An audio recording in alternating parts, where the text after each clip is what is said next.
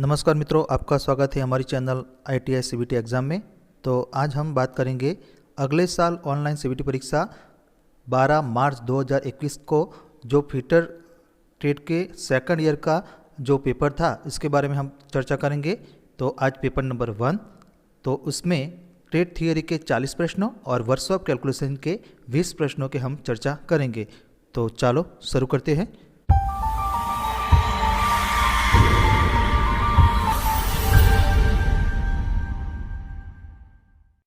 तो प्रश्न पहला, what is the method of surface hardening, कि सरफेस हार्डनिंग करने की विधि क्या है।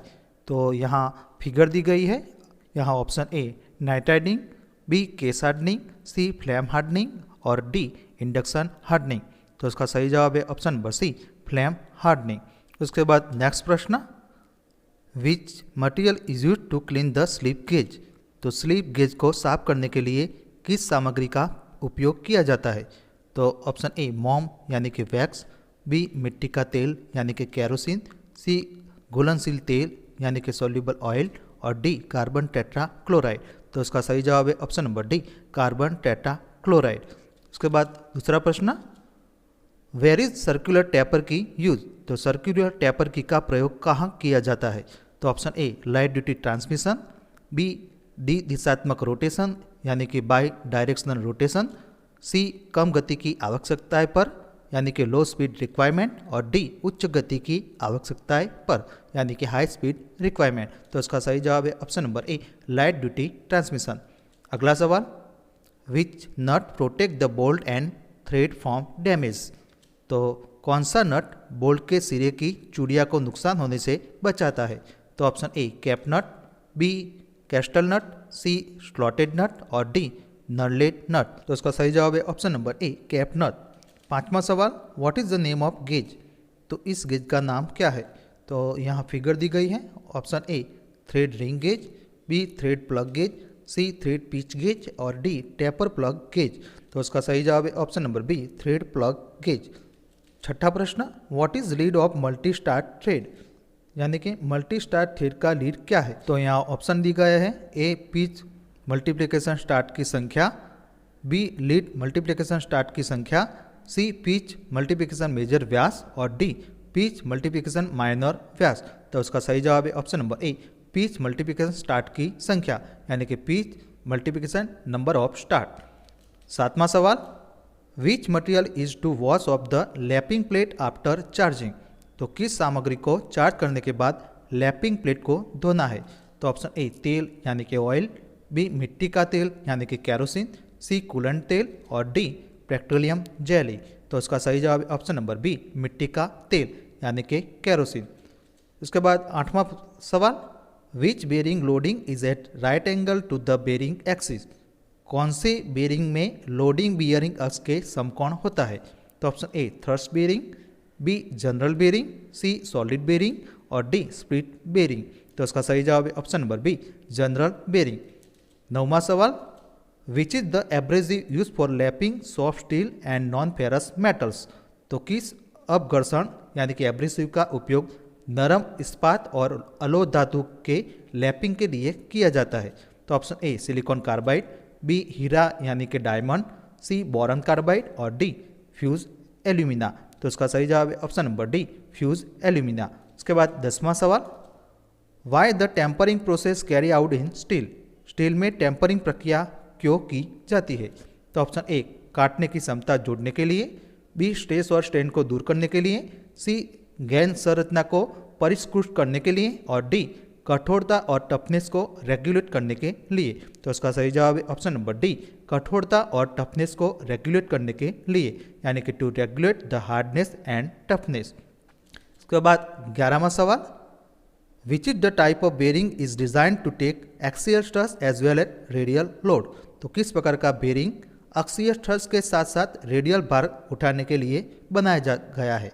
तो option A ball bearing, B roller bearing, C taper roller bearing और डी कोणीय संपर्क बॉल बेरिंग।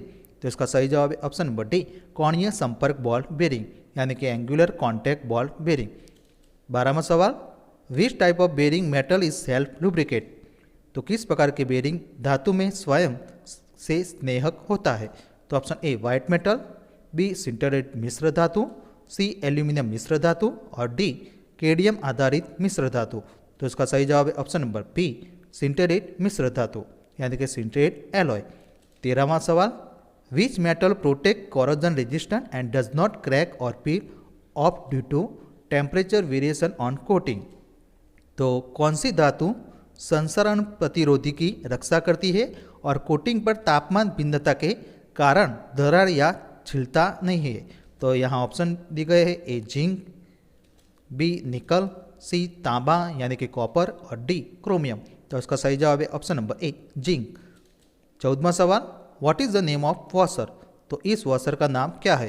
तो यहाँ फिगर दी गई है और ऑप्शन ए आंतरिक प्रकार का वॉशर यानी कि इंटरनल टाइप वॉशर, बी बाहरी प्रकार का वॉशर यानी कि एक्सटर्नल टाइप वॉशर, सी आंतरिक और बाहरी वॉशर यानी कि इंटरनल एंड एक्सटर्नल वॉशर और डी काउंटर संक वॉशर। तो इसका सही जवाब है ऑप्शन नंबर सी आंतरिक और बाहरी वॉशर यानी कि इंटरनल एंड एक्सटर्नल वॉशर।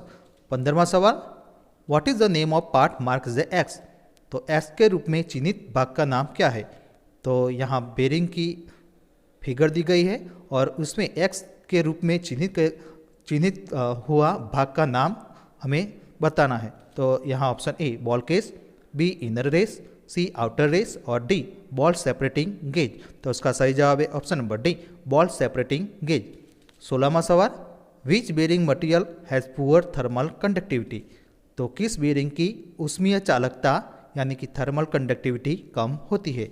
तो option A nylon, B Teflon, C sintered alloy और डी लैमिनेट फिनोलिक्स। तो इसका सही जवाब है option number D laminated phenolics. 17वां सवाल, what is the name of the plumber tool to assemble और disassemble pipe of 50 mm to 150 mm diameter? यानी कि 50 mm से 150 mm व्यास के पाइप को असेंबल और डिसअसेंबल करने के लिए प्लम्बर टूल का नाम क्या है? तो यहाँ ऑप्शन दिए गए हैं, A step wrench, B chain pipe wrench, C Stillson pipe wrench और D foot point pipe wrench. तो इसका सही जवाब है option number B chain pipe wrench. इसके बाद 18वां सवाल, what is the name of part mark as X? तो एक्स के रूप में चिन्हित भाग का नाम बताइए। तो यहाँ पाइप कटर की फिगर दी गई है और इसके अंदर एक्स के रूप में जो चिन्हित हुआ भाग है इसका नाम बताना है। तो option A cutter wheel, B adjusting screw, C guide rollers और डी हार्ड लीवर यानी कि हैंड लीवर। तो इसका सही जवाब है option number A cutter wheel. इसके बाद 19वां सवाल, what is the angle of deviation provide on elbow and bend in pipe work? Pipe के कार्यों में एल्बो और बेंड पर विचलन का कोण कितना होता है? तो option A 90 and 45, B 30 and 60, C 20 और 40 और डी 60 एंड 45। तो इसका सही जवाब है ऑप्शन नंबर ए 90 एंड 45। इसके बाद अगला सवाल, हाउ पाइप आर क्लासिफाइड? तो पाइप को कैसे वर्गीकृत किया जाता है? तो ऑप्शन ए उपयोग यानी कि यूजेस, बी रंग यानी कि कलर, सी आकृतियाँ यानी कि शेप और डी मटेरियल। तो इसका सही जवाब है ऑप्शन नंबर डी मटेरियल्स। उसके बाद अगला सवाल, what is the name of jig? तो इस जिग का नाम क्या है? तो यहाँ फिगर दी गई है और यहाँ option A post jig, B solid jig, C channel jig और डी ट्रूनियन जिग। तो इसका सही जवाब है option number C channel jig. अगला सवाल, what is the purpose of setting block use in the fixture? तो फिक्सचर में उपयोग किए जाने वाले सेटिंग ब्लॉक का उद्देश्य क्या है? तो ऑप्शन ए संतुलन वजन की स्थिति, बी क्लैंप और लॉकेटेड की स्थिति, सी मशीन की मेज पर स्थिरता की स्थिति और डी कटर के संबंधित स्थिरता और काम की स्थिति। तो इसका सही जवाब है ऑप्शन नंबर डी कटर के संबंधित स्थिरता और काम की स्थिति यानी कि position the fixture and work related to cutter. अगला सवाल, what is the colour of the aluminium metal? तो एल्यूमिनियम धातु का रंग कैसा होता है? तो ऑप्शन ए पीला यानी कि येलो, बी लालसा यानी कि रेडिश, सी वाइटिश ग्रे और डी सिल्वरी वाइट। तो इसका सही जवाब है option number C whitish grey. अगला सवाल, what is the type of gear? तो गियर का प्रकार क्या है? तो यहाँ फिगर दी गई है, यहाँ option A spur gear, B metal gear, C hypoid gear और डी हेरिंग बॉन गियर। तो इसका सही जवाब है option number B metal gear.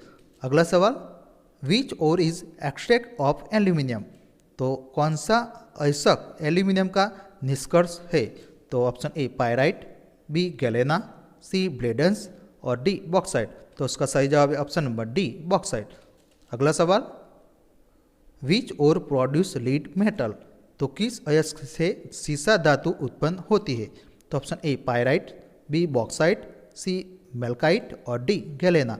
तो उसका सही जवाब है ऑप्शन नंबर डी गैलेना। के बाद अगला सवाल, which is the imaginary circle on two mating gears, तो दो मेटिंग गियर पर काल्पनिक सर्कल कौन सा है? तो यहाँ हमने समझ के लिए हमने एक फिगर भी ली है और यहाँ ऑप्शन दी गए हैं root circle, B pitch circle, C base circle और डी एडेंडम सर्कल। तो इसका सही जवाब है option number B pitch circle.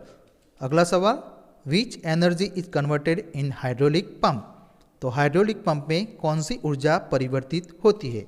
तो ऑप्शन ए थर्मल ऊर्जा को हाइड्रोलिक ऊर्जा में, बी विद्युत ऊर्जा को हाइड्रोलिक ऊर्जा में, सी वायु ऊर्जा को हाइड्रोलिक ऊर्जा में और डी यांत्रिक ऊर्जा को हाइड्रोलिक ऊर्जा में। तो उसका सही जवाब है ऑप्शन नंबर डी यांत्रिक ऊर्जा को हाइड्रोलिक ऊर्जा में, यानी कि mechanical energy to hydraulic energy. उसके बाद अगला सवाल, which formula used to calculate the pressure, तो प्रेशर की गणना करने के लिए किस सूत्र का उपयोग किया जाता है? तो ऑप्शन ए बल प्लस क्षेत्रफल, बी बल पर क्षेत्रफल, सी बल माइनस क्षेत्रफल और डी बल मल्टीप्लिकेशन क्षेत्रफल। तो इसका सही जवाब है ऑप्शन नंबर बी बल बाय क्षेत्रफल, यानी कि फोर्स बाय एरिया। उसके बाद अगला सवाल, what is the unit of pressure in SI unit, तो एसआई इकाई में प्रेशर की इकाई क्या है? तो option A kilogram, B pascal, C pound और डी मीटर। तो इसका सही जवाब है ऑप्शन नंबर बी पास्कल। अगला सवाल, which law state the pressure extract on liquid is transmitted equally in all the direction, तो किस नियम में कहा गया है कि एक तरह पर डाला गया दबाव सभी दिशाओं में समान रूप से प्रसारित होता है? तो option A Boyle's law, B Pascal का नियम, सी हुक का नियम और डी आर्किमिडीज सिद्धांत। तो इसका सही जवाब है ऑप्शन नंबर बी पास्कल का नियम, यानी कि पास्कल लॉ। अगला सवाल, विच वाल इज एन ओरिफिस और रिस्ट्रिक्टर इन हाइड्रोलिक सिस्टम, तो हाइड्रोलिक सिस्टम में कौन सा वाल ओरिफिस या रिस्ट्रिक्टर है? तो ऑप्शन ए फ्लो कंट्रोल वाल, बी चेक वाल, सी डायरेक्शन कंट्रोल वाल और डी प्रेशर वाल। तो इसका सही जवाब है option number A flow control valve. अगला सवाल, what is the symbol mark as a X, तो एक्स के रूप में चिन्हित प्रतीक का नाम क्या है? तो यहाँ फिगर दी गई है। ऑप्शन ए रोज यानी कि डेली, बी साप्ताहिक यानी कि वीकली, सी मासिक यानी कि मंथली और डी आवृत्ति के नीचे निर्धारित यानी कि schedule for frequency other than above. तो इसका सही जवाब है ऑप्शन नंबर डी आवृत्ति के लिए निर्धारित। अगला सवाल, which coolant oil is emulsified with water, यानी कि कौन सा शीतलक तेल पानी के साथ इम्प्लीफाइड होता है? तो ऑप्शन ए सॉल्युबल तेल, बी मिट्टी का तेल यानी कि केरोसिन, सी खनिज तेल यानी कि मिनरल ऑयल और डी लाड तेल। तो इसका सही जवाब है ऑप्शन नंबर ए सॉल्युबल तेल यानी कि सॉल्युबल ऑयल। अगला सवाल, which property state that the temperature of the lubricant is able to flow freely while for it, तो कौन सी गुण यह बताता है कि स्नेहक का तापमान डालते समय स्वतंत्र रूप से प्रवाह करने के में सक्षम है? तो ऑप्शन ए तेलीयता यानी कि ऑयलीनेस, बी अग्निबिंदु यानी कि fire point, C power point और डी फ्लैश पॉइंट। तो इसका सही जवाब है option number C power point. अगला सवाल, what is the main advantage of toothed chain drive, तो दांतेदार चेन ड्राइव का मुख्य लाभ क्या है? तो यहाँ ऑप्शन दी गए हैं, ए टेंशन चेन ड्राइव का बढ़ना, बी शांत और यूनिफॉर्म ड्राइव प्रदान करे, सी कम दूरी में शाफ्ट के बीच इफिशिएंट और डी उच्च गति कम टॉर्क संचरण प्रदान करे। तो इसका सही जवाब है ऑप्शन नंबर बी शांत और यूनिफॉर्म ड्राइव प्रदान करे यानी कि provide noiseless and uniform drive. अगला सवाल, which crane is use in remote place and offside, तो दूरस्थ स्थान और ऑफसाइड के लिए किस क्रेन का उपयोग किया जाता है? तो option A gantry crane, B pillar jib crane, C travelling wall crane और डी ट्रंक माउंटेड क्रेन। तो इसका सही जवाब है option number D truck mounted crane. अगला सवाल, what is the purpose of hydraulic floor crane, तो हाइड्रोलिक क्रेन का उद्देश्य क्या है? तो ऑप्शन ए भार उठाने के लिए, बी भार को स्थानांतरित करने के लिए, सी भारी भार उठाने या संचालन करने के लिए, और डी लोड को बढ़ाने और कम करने के लिए। तो उसका सही जवाब है ऑप्शन नंबर सी, भारी भार उठाने या संचालन करने के लिए। अगला सवाल, what is the name of crane? तो क्रेन का नाम क्या है? तो यहाँ फिगर दी गई है, इस क्रेन का नाम बताना है। तो option A gantry crane, B pillar jib crane, C travelling wall crane, और डी ट्रक माउंटेड क्रेन। तो इसका सही जवाब है option number D, truck mounted crane. अगला सवाल, how jib crane use to move the load? तो भार को स्थानांतरित करने के लिए जीप क्रेन का उपयोग कैसे किया जाता है? तो ऑप्शन ए त्रिज्यावत यानी कि रेडियली, बी लंबवत यानी कि वर्टिकली, सी क्षैतिज यानी कि हॉरिजेंटली, और डी झुका हुआ कोण यानी कि इंक्लाइंड एंगल। तो इसका सही जवाब है ऑप्शन नंबर सी, क्षैतिज यानी कि हॉरिजेंटली। उसके बाद अगला सवाल, तो या मित्रों यहाँ पे 41 प्रश्न से 60 प्रश्नों है वो works of calculation and science के हैं। तो यहाँ 41वां प्रश्न, विच is the law of friction? कौन सा घर्षण का नियम है? तो ऑप्शन घर्षण बल क्षेत्र और से संपर्क सतहों के आकार पर स्वतंत्र है, बी घर्षण बल विपरीत रूप से सामान्य प्रतिक्रिया के लिए अनुपातिक है, सी गति की एक ही दिशा में घर्षण बल में कार्य करता है, और डी घर्षण बल के संपर्क सतह की प्रकृति पर निर्भर नहीं है। तो उसका सही जवाब है ऑप्शन नंबर ए, घर्षण बल क्षेत्र और से संपर्क सतहों के आकार पर स्वतंत्र है, यानी कि friction force is independent over the area and shape of contacting surface. उसके बाद अगला सवाल, which depend on the frictional force? तो घर्षण बल पर कौन निर्भर करता है? तो ऑप्शन ए धातुओं का प्रकार, बी संपर्क सतहों, सी संपर्क धातुओं की मात्रा, और डी धातुओं की गुणवत्ता। तो इसका सही जवाब है ऑप्शन नंबर बी, संपर्क सतहों यानी कि कॉन्टैक्ट सरफेस। उसके बाद अगला सवाल, what is cases the efficiency of machine bye maintaining the lubrication? तो स्नेहन बनाए रखने से मशीन की दक्षता यानी कि एफिशिएंसी का क्या कारण है? तो ऑप्शन ए बढ़ती है यानी कि इंक्रीज, बी कम हो जाती है यानी कि डिक्रीज, सी वही रहता है यानी कि रिमेन सेम, और डी प्रभावित नहीं करता है यानी कि डज नॉट इफेक्टेड। तो इसका सही जवाब है ऑप्शन नंबर ए, बढ़ती है यानी कि इंक्रीज। अगला सवाल, what is weight of object could be move by force of 30 kg if coefficient of friction is 0.0125? तो यदि घर्षण गुणांक 0.0125 है तो किसी वस्तु का भार 30 kg के बल द्वारा कितना स्थानांतरित किया जा सकता है? तो यहाँ ऑप्शन दिए गए हैं और उसका भी कैलकुलेशन हमने किया है। यहाँ गिवन डेटा के अंदर हमें म्यू इक्वल टू 0.0125 दिया है और एफ हमें 30 kg दिया है और डब्ल्यू हमें फाइंड करना है। तो ये जो इक्वेशन है mu equal to F by W, तो इसमें हम म्यू की और एफ की जो दी गई है डेटा ये हम डालेंगे और तो हमें डब्ल्यू यहाँ 2400 kg मिलेगा। तो उसका सही जवाब है ऑप्शन नंबर डी 2400 kg। उसके बाद अगला सवाल, संतुलन का उदाहरण किस अवस्था में शंकु अपनी नोक पर विश्राम करता है? तो ऑप्शन ए स्थिर यानी कि स्टेबल, बी तटस्थ यानी कि नेचुरल, सी अस्थिर यानी कि अनस्टेबल और डी क्षैतिज यानी कि हॉरिजॉन्टल। तो यहाँ हमने एक फिगर भी दी है। अलग अलग जो कंडीशन है, पहला वाला जो ए है ए स्टेबल है, दूसरा वाला अनस्टेबल है और सी जो दिया गया है ए नेचुरल इक्विलिब्रियम है। तो उसका सही जवाब है ऑप्शन नंबर सी अस्थिर यानी कि अनस्टेबल। तो हमारा प्रश्न है इसमें बी नंबर की जो फिगर है वो हमें यहाँ लागू होता है। उसके बाद अगला सवाल, what is the name of called biggest code of the circle? तो चक्र का सबसे बड़ा चाप को क्या कहा जाता है? तो ऑप्शन ए आर्क, बी व्यास यानी कि डायमीटर, सी त्रिज्या यानी कि रेडियस और डी विकर्ण यानी कि डायगोनल। तो उसका सही जवाब ऑप्शन नंबर बी व्यास यानी कि डायमीटर। तो मित्रों यहाँ हमने एक फिगर भी ली है कि यहाँ ए बी जो है वो सबसे बड़ी कॉर्ड है, उसको दूसरा नाम व्यास यानी कि डायमीटर भी कहा जाता है। जो सेंटर जो वर्तुल है इसका सेंटर में से पास होता है। इसके बाद अगला सवाल, what is the diameter of the circle if the circumference is 31.4 centimetre? यदि परिधि 31.4 सेंटीमीटर है तो वृत्त का व्यास क्या है? तो option A 5 centimetre, B 10 centimetre, C 8 centimetre और डी 8.5 सेंटीमीटर। तो इसकी हमने यहाँ कैलकुलेशन भी की है कि वृत्त की परिधि हमने यहाँ पाई डी इक्वल टू 31.4 सेंटीमीटर दिया है और व्यास यानी कि डायमीटर हमें फाइंड करना है। तो यहाँ वृत्त की परिधि पाई डी, तो हमें वृत्त की परिधि जो दी गई है 31.4 ये हम डालेंगे और डी हमें लास्ट में डी इक्वल टू 10 सेंटीमीटर मिलेगा। तो इसका सही जवाब है ऑप्शन नंबर बी 10 सेंटीमीटर। उसके बाद अगला सवाल 5a square into B multiplication 8 into A के 5 पावर इंटू बी की 3 पावर का गुणन मान क्या है। तो यहाँ ऑप्शन दी गई है और उसका सही जवाब है ऑप्शन नंबर ए 40 इंटू ए की 7 पावर इंटू बी की 4 पावर। अगला सवाल what is the value of any number raised to the power of 0।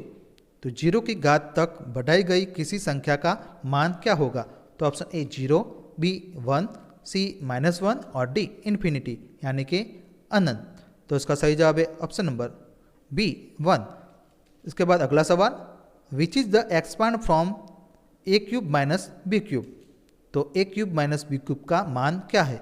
तो यहाँ ऑप्शन दी गए हैं और इसका सही जवाब है option number B A minus B A square plus B square plus A B. इसके बाद अगला सवाल which is the thermoplastic material. तो इसमें से कौन सी थर्मोप्लास्टिक सामग्री यानी कि मटेरियल है। तो option A butyl rubber, B nylon, C neoprene और डी विनाइल पॉलीमर। तो इसका सही जवाब है option number D vinyl polymer. अगला सवाल which is the elastic material. तो इनमें से कौन सी लोचदार सामग्री यानी कि मटेरियल है।